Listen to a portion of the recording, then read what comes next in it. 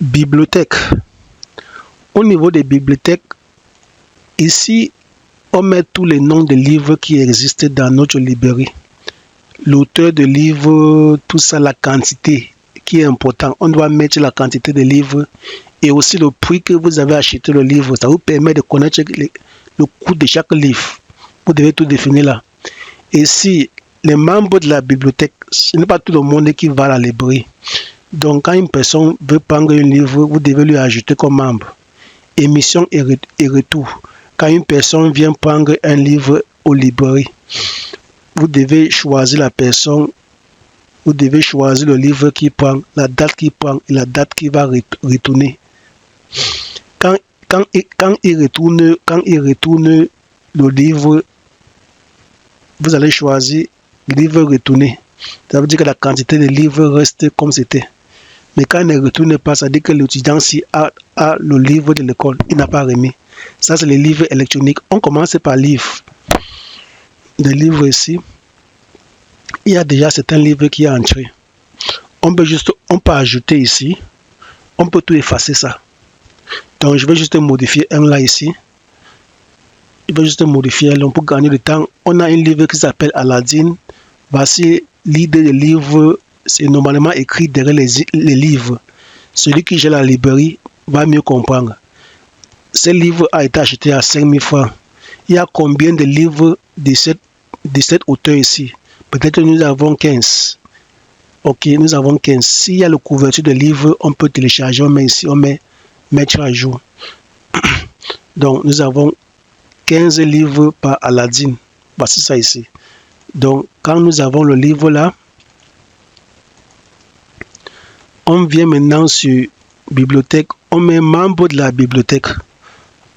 On doit ajouter les gens à la bibliothèque. Le librairie vient d'où qu'il y a non-membre. Vous pouvez aussi venir sur classe 1. Quand la liste est vide, il faut souvent filtrer par classe. Si c'est toujours vide, ça veut dire qu'il n'y a personne qui est attribué à la librairie. Vous partez sur non-membre.